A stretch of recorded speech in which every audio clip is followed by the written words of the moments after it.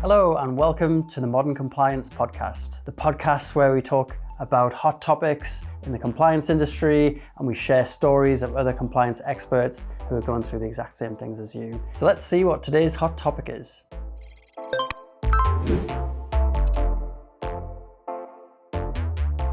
Hi and welcome to this episode of the Modern Compliance Podcast. Today I'm joined by Ed Bartlett, who's a well-known Northeast entrepreneur.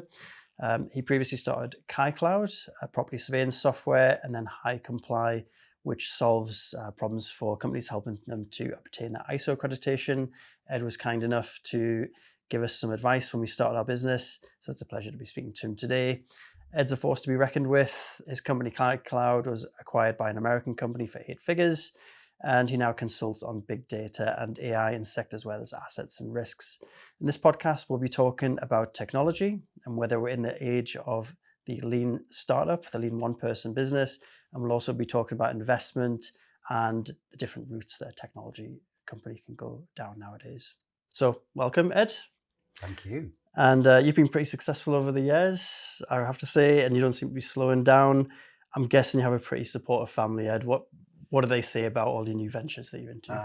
It's interesting question because I'll just keep going, and sometimes I don't take stock of like what I do next. But the litmus for me is what my wife thinks, and I think she can see that I am happiest when I'm building, particularly new businesses at the early stage. That's the thing that really excites me. But yeah, they know that even though potentially after KyKloud I could have taken a break, but I didn't, and I literally haven't stopped all the way through. So in tech for 15 years nonstop, and I think they're happier than when I'm working. If I'm honest with you, when I'm not around, I'm busy doing what I enjoy. If I'm doing what I enjoy, I'm happier. That's basically it.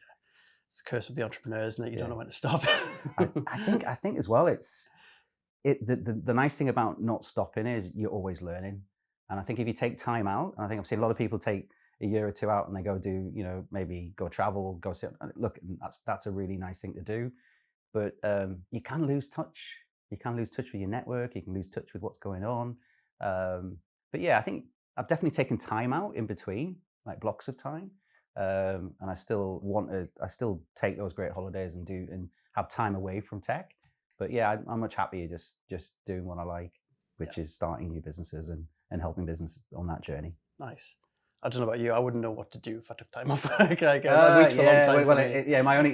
If I'm not doing tech, it's sport. I'm like, I'll and it's any sport going, So in an ideal world, I'd probably, if I had the time, I'd maybe go, spend 3 months, watching the World Cup or following the British Lions in Australia for 3 months or something. That would be kind of my alternative ideal world.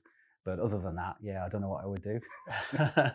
Well, it's good that we've still got you in the tech scene, Ed, and it's great that you've joined me today. I think this is a really interesting topic for me. So, like, thinking about the way things are going, startups, I think there's always an opportunity to grow by just hiring more people. And I'd like to talk about lean startups, like the opposite of that. So my brother and I, we've enjoyed bootstrapping our business. As you know, we haven't taken any outside investment. However, your business route's been completely different. You've, as far as I understand it, you took investment for both of your businesses, KyKloud and HiComply. So that kind of rocket ship investor, not centric, but investor driven approach. Tell me a little bit about that. And also, do you need all of that? Do you need money to succeed in this world? Yeah, I think things have changed because it used to be the case that businesses would raise capital almost to prove product market fit, whereas I think now the world is very different. Investors are much more savvy. So even if you want to raise investment, you have to show that you've started, you've spoken to customers, you've proven the demand, you've proven the need, and to a certain extent even prototyped your product, even not necessarily built it fully out, but at least prototyped it. So the expectation now is that even if you go for funding, you have to do more. And I often speak to businesses who've done all of that work, and I'm saying, well, do you really need, how much capital do you really need to take it to the next step? And if you need to raise 2 million to prove product market fit, you don't have product market fit. Mm. I think historically businesses got funded when they weren't ready for funding. The funding was used to almost to scale the business, but scale it inefficiently. Scale it to make more mistakes and to grow in a way that maybe wasn't capital efficient. So I think it's even when you are raising capital, the market has changed and funders are a lot more savvy now. But I think you can do it with less, and I do think there's a way of doing it with less. But I think you have to be very, very meticulous in how you go about doing that. Yeah, yeah. I always like to think of it as like the fear. So if you want to get a new job and you're in a job, you have to have that fear. Like I think just leaving the old job Yeah. gives you the fear. Oh Christ, I've got to pay my bills now, and like I kind of feel like it's a little bit like that with bootstrapping too. You have to make money to survive. Therefore, you have to do something to bring in customers, and like it does put that fire under you, I think. I mean, definitely. If I think back to, I'll go back to KyKloud because that was obviously I did 15 years in property and then effectively had an idea to spin out into tech. So Christmas 2010 made that decision to start a tech business. We did eventually raise something like 1.2 million investment, but what got us going was £50,000 proof of concept funding. So we had that initial proof of concept. It was myself and my co-founder, Nick Graham, we both gave up our jobs. I mean, we both had, pretty well paid, secure jobs. Both of us had our second children on the way. It wasn't an easy decision, but just having that initial 50,000 of proof of concept funding, we were probably pretty naive because we thought that's all we'd need and that would be enough. So that funding very quick, that got us to a prototype, and then it was like, where do we go next? But I do think you're right. Having the pressure is kind of what makes entrepreneurs tick. And I think, that's the positive side of being an entrepreneur. You do thrive under pressure. Yeah. When you go on the journey, you raise an initial amount of capital. It's always the case that once you start that journey, you will need more. So I think if you start the journey, you've got to be thinking about the next round and the round after. So in some ways, not raising capital is that true bootstrapped approach. There's some real benefit to it, right? Because you're not on the funding basically hamster wheel that you'll always have to stay on it, because once you raise, you have to keep raising. I think that's the nice thing about not raising. Interesting, out of the three businesses that are kind of founded, obviously KyKloud, the first one we raised maybe 1.2 million. The second business was actually after the business was acquired, I was asked to build a business within a business, and that was done with no funding. But what we did have was access to people. So I was given access to cherry pick the best people that were available. So a data scientist, a go-to-market specialist, a product developer, and we were given a problem to solve, which was a really interesting problem. It was that business had access to an absolute ton of data from medical devices across the US hospital estate. The concept that we were kind of challenged with, could we build effectively the witch guide for medical equipment? So if you were looking to buy a piece of medical equipment, you could look it up. It was built with probably $100,000 of investment, and we got a product fully from zero to go to market within 3 months. That's amazing. Very little investment, but that was my first kind of experience of using technology to do lean. So the product stack was really simple. We ingested a load of data. We pulled an off-the-shelf database product, which was Snowflake. We added a really simple off-the-shelf dashboard front end, and we created a product. It was a database with a dashboard on the front. Was a product we took to market. I thought I knew lean going into that, but that was real. That was true lean. Interested. That was, I think it helped that we were mentored by Lean Startup. Fortive that we were working with, they brought in kind of facilitators from the Lean Startup business. The guys that wrote the book were in the room with us, okay, cool. kind of telling us, helping us, working with us. I thought I knew it all going into that. I've got to, learned a lot from that experience. So the third business, interestingly, we tried to, and I tried to take a lot of that learning to it, but went into a market where it was really difficult. Cybersecurity, it was very difficult to build a product in a lean way, mainly because of the size of the market and the size of the investment that was going into that market from our competitors. So sometimes, even though you might want to do it lean, sometimes the market dynamics just don't allow you to. It's kind of like to play in a market, there's a minimum amount of entry, cash. It's almost like a game of poker. To play in that game, the entry chip is a lot higher than maybe some of the market. So I think those sort of dynamics really, really sometimes guide where you end up. Even if you want to go in and build lean or bootstrap, sometimes you just can't do it. That's super interesting. Like, it reminds me of when we first started out, we didn't have too much to sort of speak of in terms of product. Like, it was okay. Like, it solved some problems for some smaller businesses. And then we had an inquiry from what is probably the UK's biggest asbestos surveying company. And their list of requirements was long, to say the least.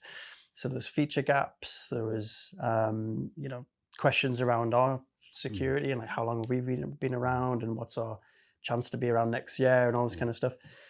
But then also it was things like the ISO accreditation, things that we didn't have at the time, and the bar felt pretty high. I've got to be honest. We decided, well, we could spend all of our time trying to solve those problems and actually alienate the rest of our client base potentially and just have like focus on this one client, or we could go serve lots of smaller companies, and we decided to do that in the end. But yeah, I feel like that was the right choice. But like you said, the bar was up here. It was a different thing. I think that's the kind of important thing about that early voice of customer work. And you clearly, you understood the market you were aiming at and the type of customer. You knew that there was a need in that customer group, and that customer group probably not being served by products. I think there's always that perception in tech that you want to go enterprise. Everybody wants to go enterprise. I want high average order values for software selling into enterprise customers. The challenge with that is it takes 9 months, 12 months to convince an enterprise customer. Yes, they might spend 50,000 on a piece of software, but it'll take you a year to get there. So do you want that world, or do you want 1,000 customers paying £200-300 a month who are going to be engaged, active, they ultimately become your marketing as well? They spread, they become that viral kind of route to market for you. So yeah, I don't think once there is a perfect scenario here, and it really comes down to the market you're in. But yeah, I think investors always want to push businesses into that enterprise territory. I'm not saying you couldn't necessarily migrate there, but to go there day one is not necessarily the right thing for the business. Yeah, I agree. We've got a great long tail. All of those clients referring us, say nice things about us. It's invaluable. I was thinking a little bit there about other conversations we've had where we've been talking to a prospective client and they've been talking about moving over to us from something else, and inevitably that other company that they're moving over from is just a one-man band. So they've built a great bit of software, but there's all this worry about key person dependency. Like, oh, this guy that we're working with, he's great, but what if he's not here tomorrow? How does a company, if they're planning to stay small, how do they get around that? Like, is that always going to be an obstacle to getting clients and retaining them, do you think? I think it's down to that sort of the credibility piece. I certainly see that it doesn't hurt to be small if you're credible. And I think there's businesses I work with that certainly, and a good example, I'm working with a business at the moment, which is a spin out from Durham University, a business called Stratabase. It's led by one individual. There's a academic team that have invented an algorithm. It's a really clever piece of technology. Out of the block, they've been able to, get that product in trial, albeit free trial mode at this stage, into 20, 30 organizations around the globe. That's incredible. Because they built something that really that solves a problem. And they spent a year, they did workshops, they went out to market, they spoke to 50, 60 different people in the market, academics, consultants, geologists in the space, that they spent the time understanding the problem. And they built, the product they built is a very sturdy, it's one step beyond the prototype. It's a true MVP, right? I always go down I always think of MVP as, and this is kind of lean startup mantra is, the MVP of a car isn't a 3-wheel car; it's a motorbike, right? Mm. So build a very fast racing bike, then build a motorbike, and then start building your car. Don't ever put forward a 2-wheel or a 3-wheel car that doesn't quite get you there. And I think that's the trap that most businesses fall into. So I think if you're small, as long as you're building the bike, right, and you're building that credibility and you're speaking to the customer, and definitely one or two people businesses can build a very good fast road bike, right? Yeah. And I think that's the trap I think everybody falls into. And then there are many customers out there looking for a fast road bike. They're not necessarily looking for the car. That makes sense. You're saying build something that resembles a vehicle from Only Fools and Horses, right? Yeah, Okay. yeah. Or, and I always joke with people as like, have you built the car? Have you built the Fred Flintstone car? Where actually people that it looks like a car, but ultimately it's 4 people running really fast, and that often happens in tech. There's kind of behind the curtain, there isn't really a product. It's people. These AI tools with people quickly coding their answers. Absolutely. So yeah, So I do think a small business can, if it's built something credible and if it's done the voice of customer work and understood the market and built the MVP to the level that really will get them that next step of traction, then absolutely, I think it doesn't require that. That's not about the size of the business, the number of employees doesn't matter. It's the credibility and the product market fit that counts, not how many employees they've got. Yeah.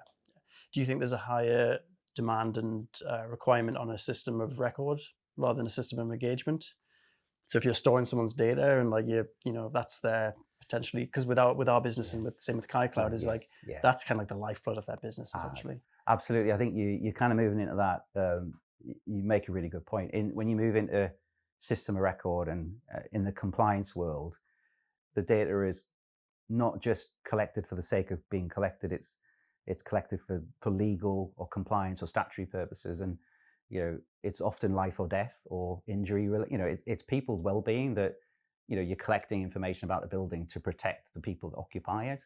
So absolutely, I think I can see where you're coming from there. With a lot of small businesses in that world, are you going to be seen as credible enough to store what is pretty critical compliance data?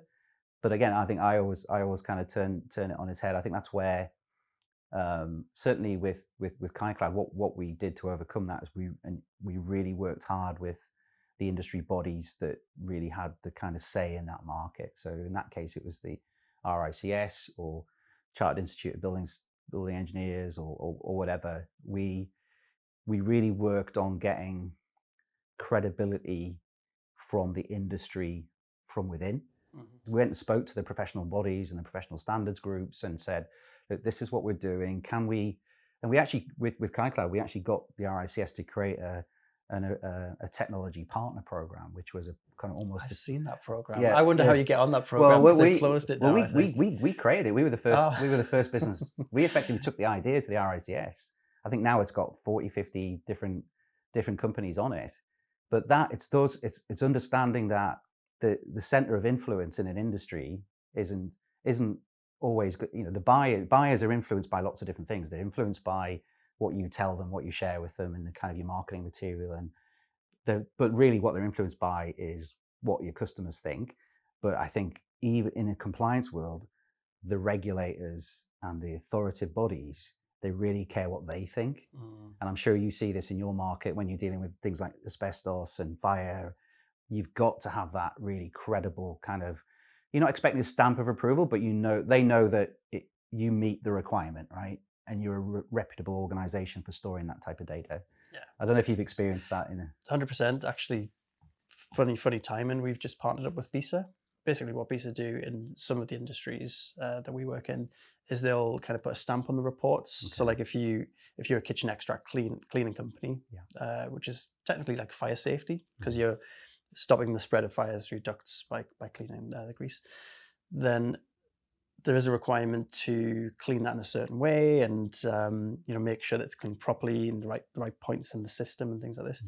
So we've partnered up with those guys because I think largely from their perspective, like they know if they get a report which is built with our software, it's going to tick all our boxes because we've been through that process a bunch of times. Definitely. but having them recently mention us on LinkedIn, it's like, oh, these guys are worth looking at. Then, like a lot of people are thinking that way now. So like, I think you're absolutely you're on the right track, and it's the same with in the kind of security and cybersecurity space with HiComply. We had to do a lot of work with the audit bodies and the people that go in and do the audits and inspections, and making sure that they're comfortable with the product.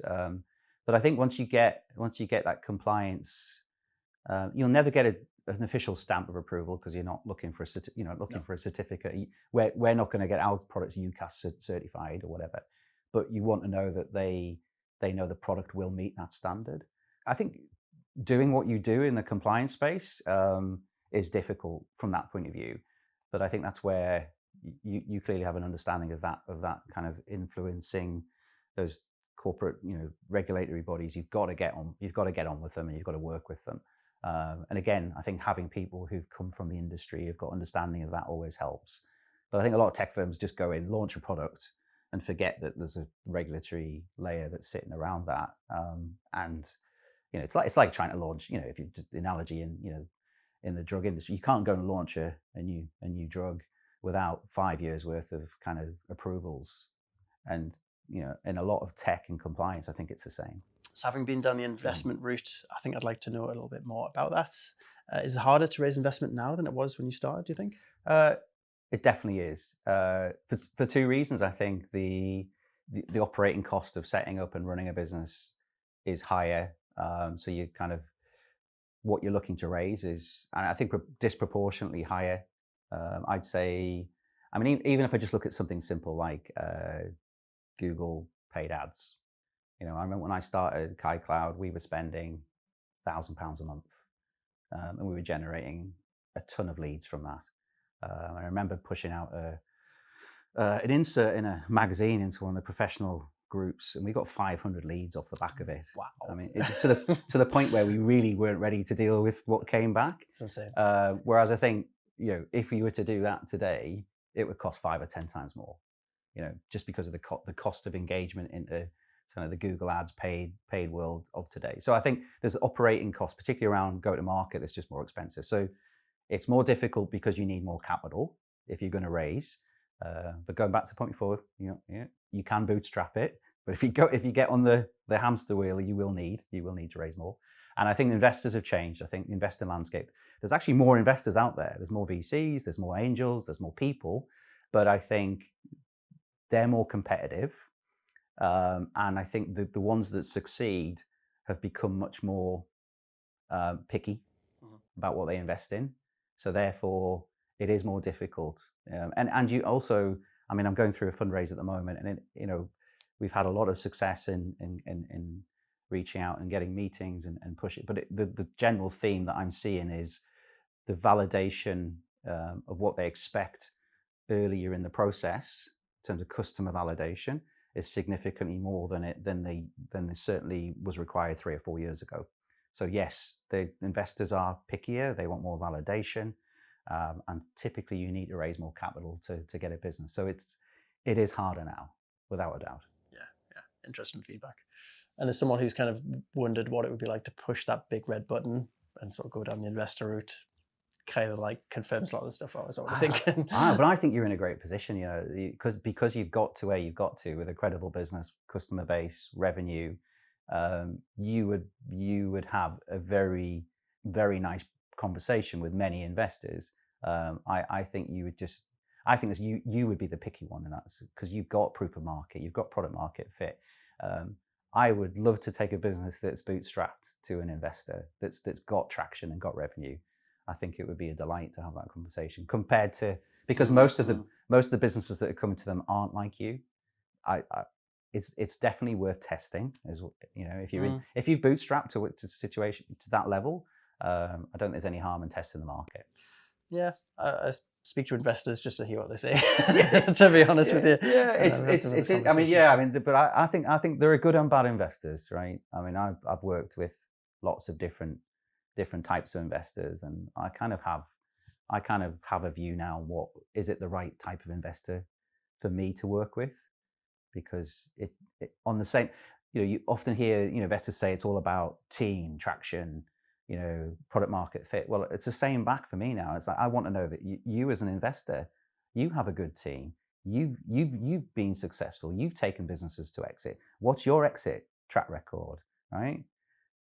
How good are you at this? Because actually, too often the entrepreneur feels like they're on their own. The investor should be doing as much of the heavy lifting in terms of, not necessarily the day-to-day work, but they should be opening doors. They should be helping. They should be contributing. They should be mentoring and supporting the entrepreneur through that journey. They shouldn't just be providing cash.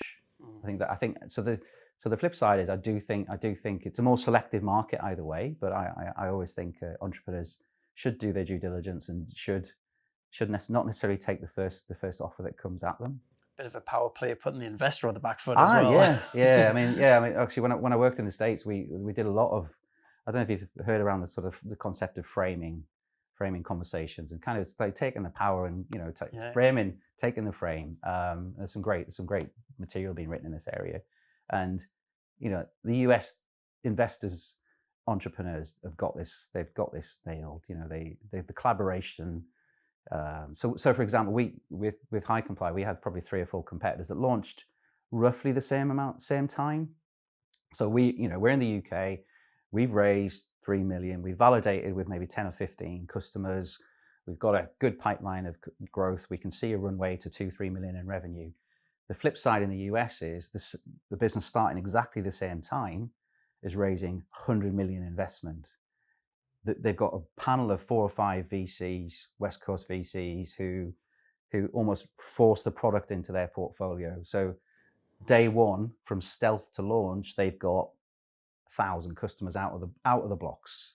So the investors created that kind of initial market. They've unlocked a marketplace for them, and they've leveraged that, and they put capital into it. So how I think about how we do this, again, if you go to the US, it's very different. So HiComply ended up with probably 3 competitors that had all raised 200-300 million pounds investment, and we're competing against those businesses in an international market. That becomes a challenge. Yeah, interesting. Well, that gets me on to that idea that you need to do, or you should really try and do more with less as well. So Sam Altman from OpenAI says he thinks the next $1 billion startup could be started by one person with a laptop, an internet connection, and an army of AI agents. But generally speaking, this idea of staying small as a business strategy, I suppose, isn't new. What does that tell you about the future? Do you think that's going to happen? I agree. Absolutely agree. But I would challenge the kind of the messaging around the single person. I think you'll have absolutely have businesses where you'll have a single person, but what they're doing is they're not raising funding to build a team and to grow a tech business in the traditional. But that's I do believe that the days of that are numbered. And that's why I really like when I'm talking to bootstrap businesses, because they haven't followed the trend of that's what everybody thinks you should do. The single person AI kind of call it a business built on an AI operating system across the piece. So product build, marketing stack, sales outreach and sales process, right the way to customer engagement and support, all the way through to, increase it, understanding product feedback. And that kind of AI operating system across the whole business is already here, right? The technology is there to do that. And particularly with the recent launches in Claude with multiple agent activity, you can almost run a multiple person support function in AI today. You could also run a multiple person outreach in sale. Now, I'm not sure the tech is quite ready to do some of the things but it will get there. It will get there quite soon. So I think the single person is going to be, the way I look at it is like an orchestra. They're going to be conducting. So there will be an orchestra of lots of things feeding in, but you'll have a single person conducting the orchestra. That's how I think it's going to work. That's a really cool way of looking at it. Yeah, I love that. So your laptop will be that route to your orchestra. So think of all the different instruments that you've got playing. But you might have 200, 300 things that you're using. Some will be AI, some will be people, but I do think, and I mean, so I stepped out of my CEO role at HiComply in the summer, and since then I've probably worked with four businesses that are AI native, very early stage. We've built AI prototypes in days for all of those businesses, and all of them have built enough traction with those prototypes to have a conversation with customers and with investors.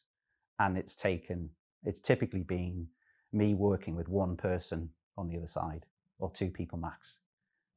So I'm already seeing it. Those conversations, that activity traditionally would have only happened with a team, right? So I do think, I mean, and there's a few things that I'm kind of involved in that I'm really excited with, because they are literally going to go from an AI prototype to a production product in a fraction of the time, a fifth of the time of what it used to take. But I'm saying I don't think it's, like I say, it's not a person on their own. Yeah, it's a conductor.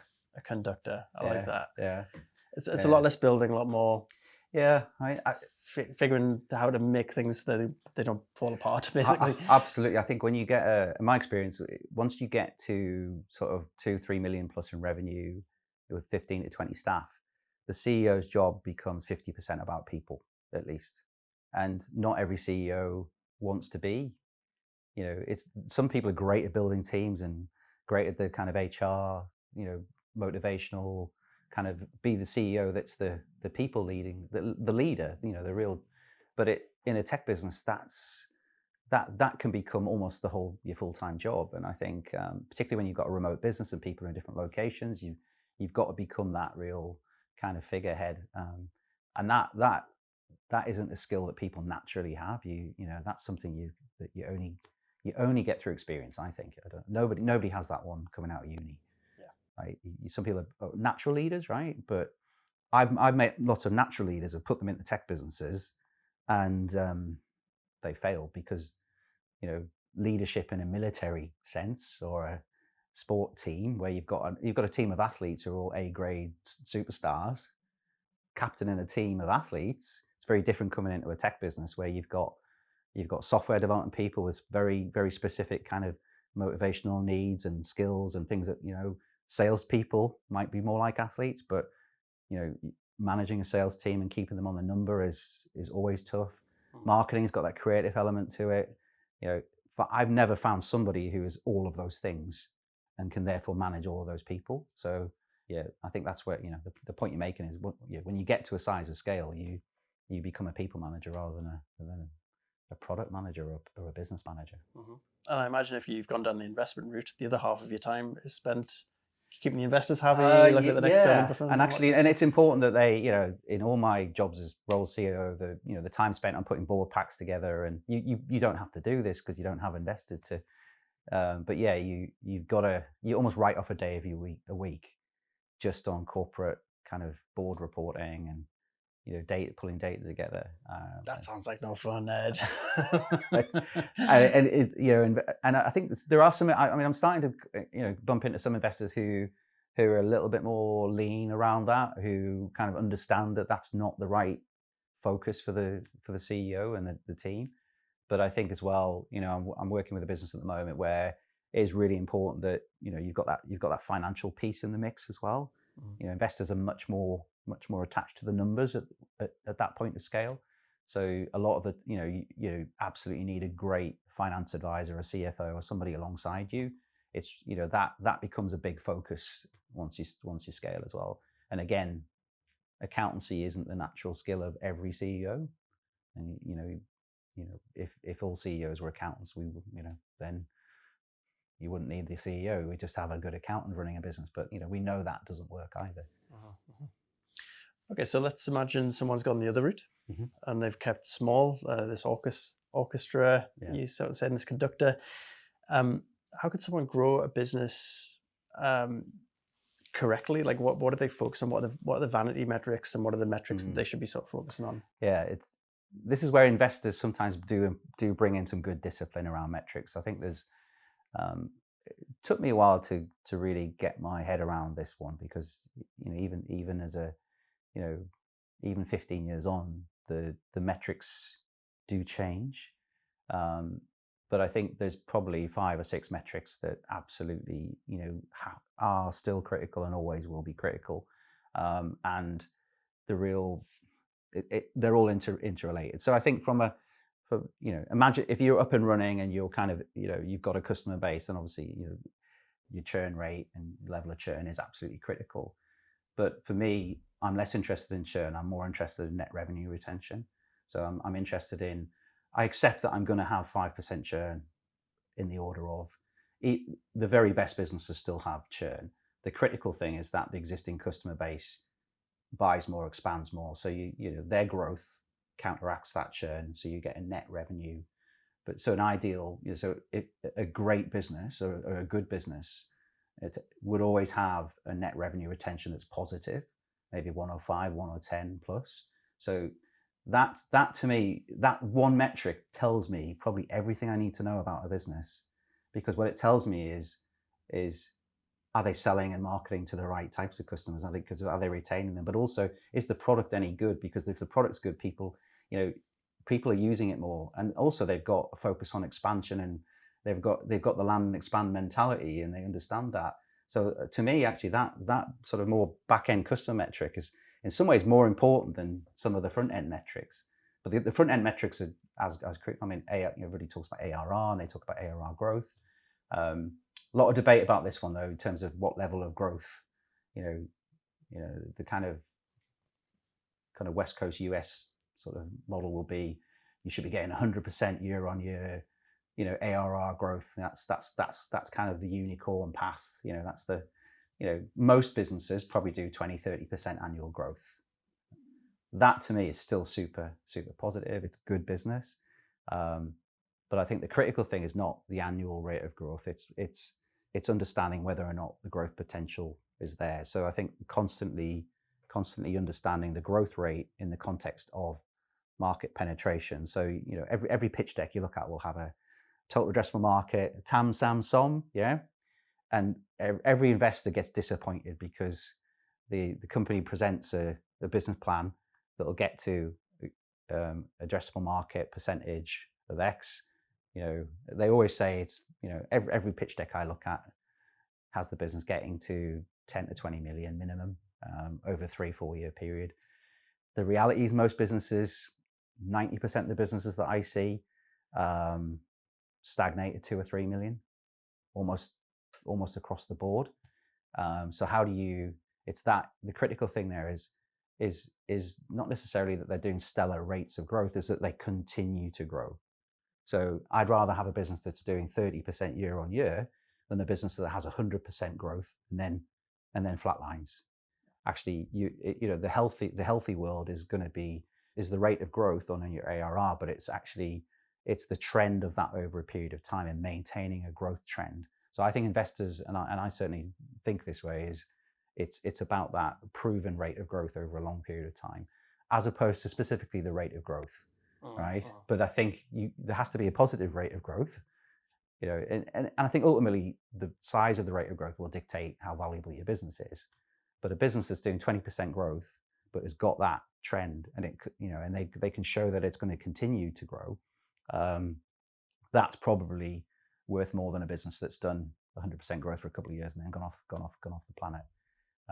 But yeah, those are the key metrics that I really look. So obviously the NRR, rate of growth, ARR, but also that kind of trending.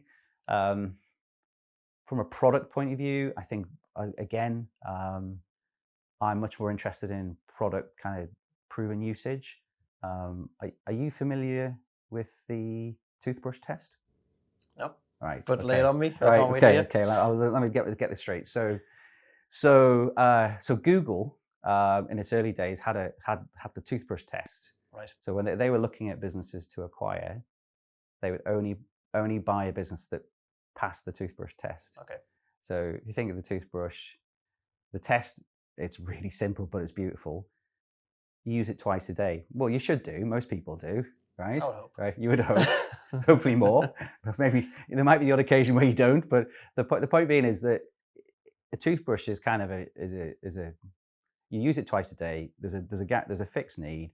You're never going to be a world where people don't use a toothbrush twice a day unless they don't have access to one, right? Mm-hmm. So it's that proven product need. It's the guaranteed level of interaction.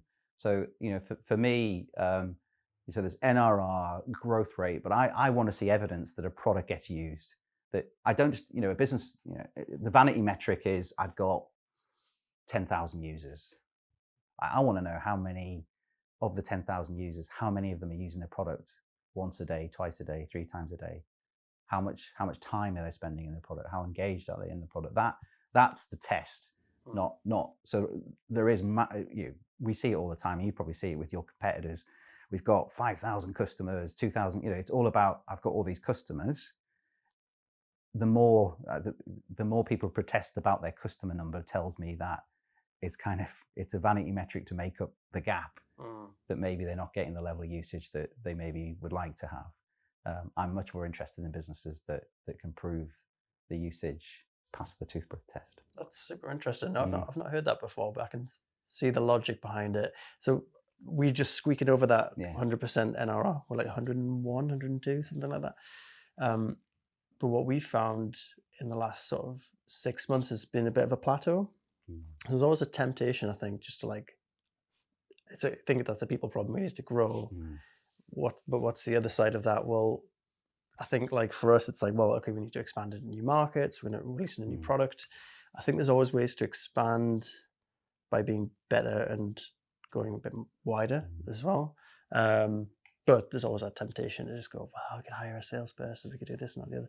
The salesperson's probably not a bad shout, because it's just me currently. But Do you know what? I still think investors, and I think investors actually think this, that and this can't be forever, but there's a general view by investors, even when they've invested quite a lot of cash, that the best person to sell their product is going to be the founder, the CEO, for quite a long period of time, and actually bringing in kind of the sales leader too early often is when things slow down. And I've certainly seen that. So but there will become a point where the CEO, the founder can't continue to do that. But that hire is probably the most critical hire in a business, and it's the one that goes wrong the most. I can imagine. Investors are nervous. They're always nervous when the CEO says, "Oh, we're ready to hire a CRO or a head of sales." They might have 1 or 2 salespeople kind of working it but ultimately the sales are being led by the founder, the co-founder.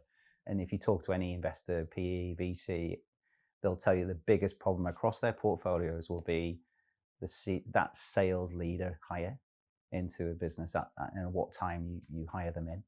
And it's really difficult to find good people in that area. And I've kind of changed my approach with this on quite a few different businesses. So you've got to be really careful when you hand over those reins. But certainly that's what I've just been through with HiComply. And so I was nervous about hiring somebody into that role. So we brought somebody in on an interim basis initially, just to basically test whether it was the right thing to do and are they the right person. And then that person then came on full time. So I think one of the answers to that problem is actually there's much more interim hiring and fractional. I don't like the word fractional because I'm same thing. It's like part-time, whatever. I think it just got invented by people who sell fractional services because it sounds better. But I think that's the way forward now, is to bring people in interim or fractional first, but they can be expensive.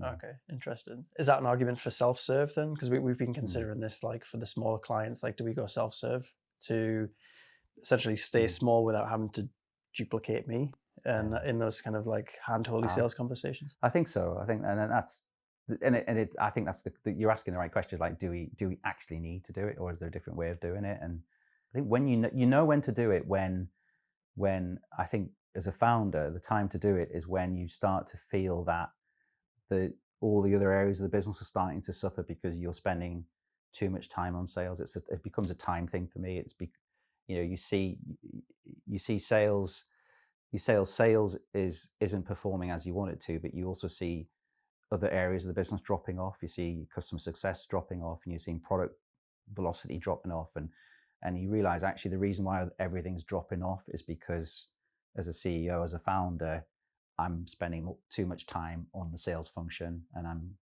not a sales operator. I need to bring in that. So that's, to me, is the metric, is when is when you see kind of a slowdown in multiple areas of the business. That's the time to make the shift. But if you're not seeing a shift in those other areas, then I would say keep going. Okay, interesting. Yeah.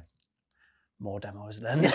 Oh my goodness. No, until no, I mean, I'm always, but it's interesting. There's a big theory people say if you're getting a demo from the CEO or the founder, are they a small outfit? Is it are they maybe perception thing? But I actually think coming back to the point before, when we think about products that have been built in a kind of AI operating system world, we could be in a situation where there isn't a human demo, right?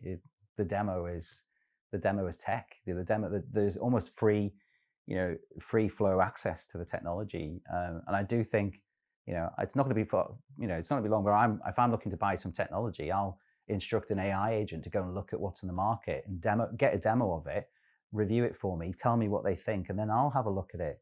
But the AI agent will do the first pass for me.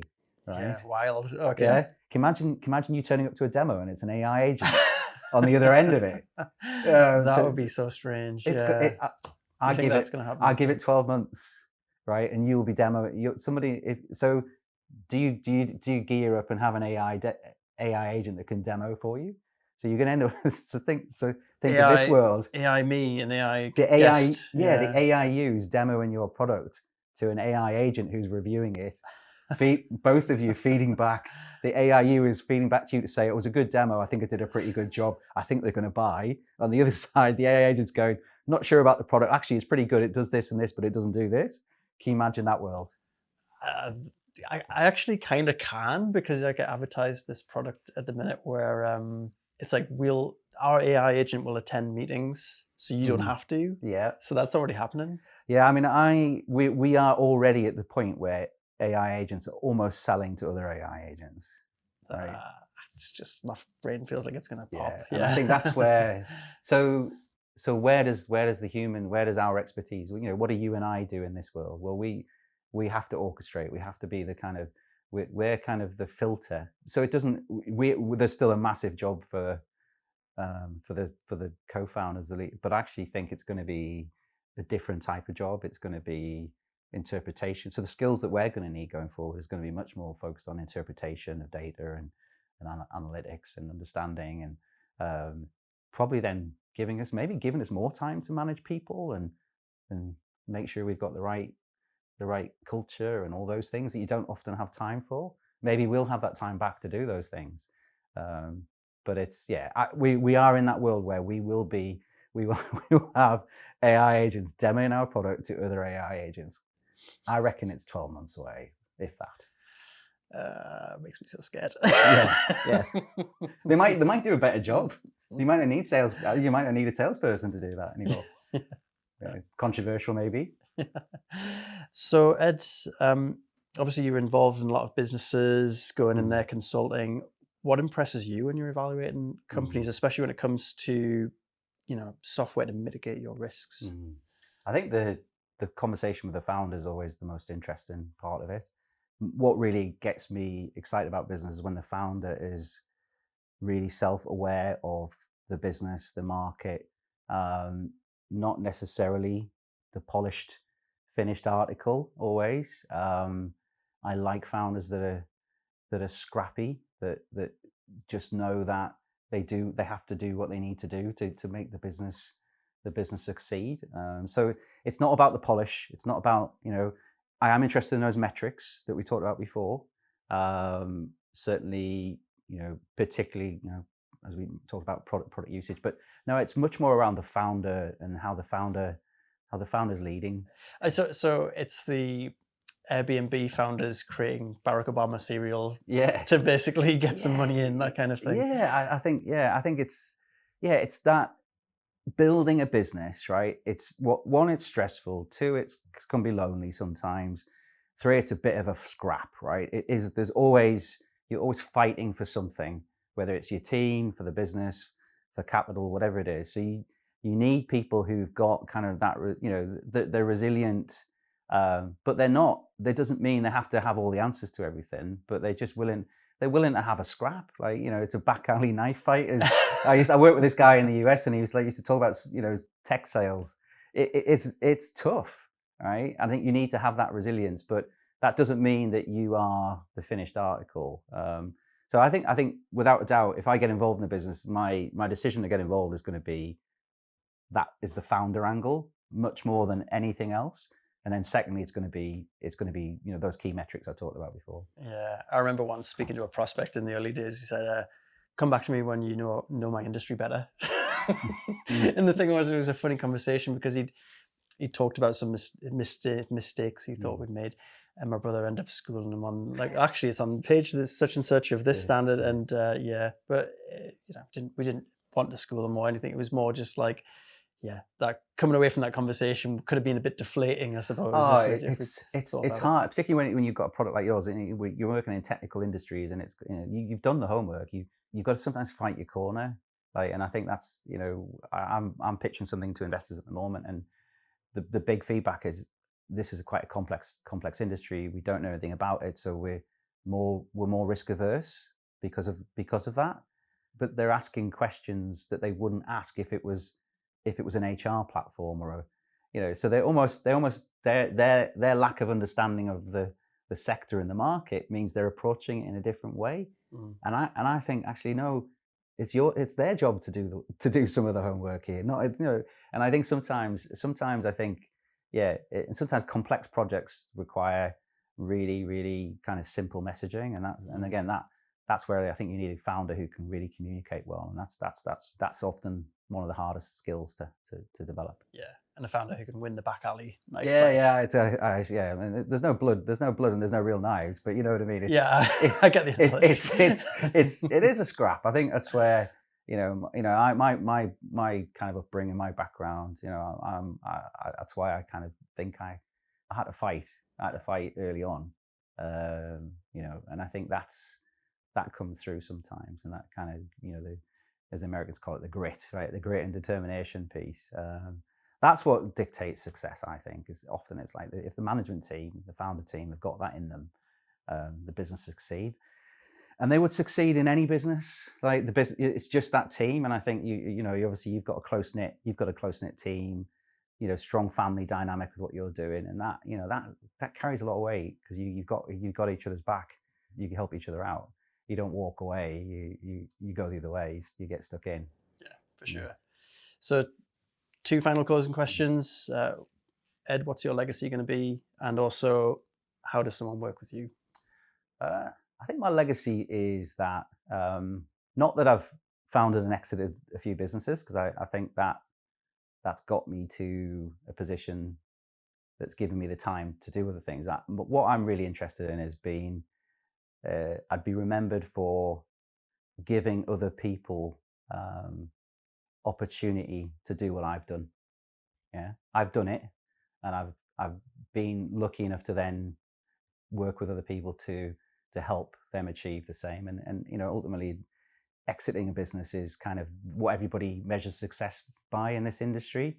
I actually think solving some critical problems. I mean, and a good example, right? With KyKloud, we won a contract to survey the whole of the schools estate in England, and it was about improving the condition and quality of the educational estate. Right, that project brought in 5-10 billion of investment into the education estate to improve the quality of schools.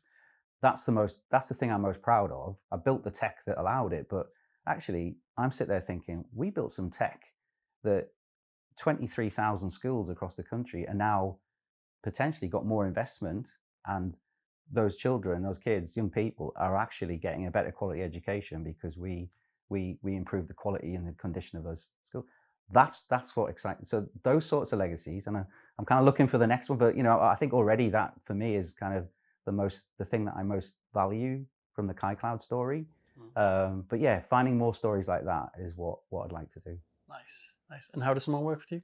Can someone work with you? Yeah. I mean, I've kind of moved. I've transitioned from kind of being the founder into kind of advisory, non-exec, chairman type roles, and that's really where I'm positioning. That's position myself. So I'm absolutely keen to talk to businesses, founders. If there's businesses that are looking for a non-exec, or there's investors who need a chair to come in and help. My sweet spot definitely is that kind of asset intensive, compliance, kind of more tricky end of the market. It's the interesting piece for me. So yeah, I am looking for opportunities to work more on. I do invest in one or two businesses, but I think my preference is to invest time. That's kind of where I see adding the most value. Yeah, brilliant. Well, thanks so much for the interview today, Ed. I feel like I've used this as a bit of a therapy session and learned a lot from you, so cheers. Yeah. Really do appreciate that. And look forward to what comes next for you. Thank you. Cheers, Ed. Thank you.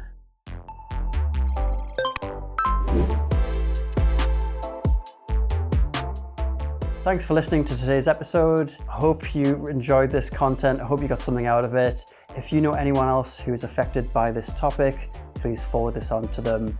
If you've got a hot topic you'd like to discuss, please get in touch. I'd love to hear from you. Let's keep this conversation going, and we'll see you next time.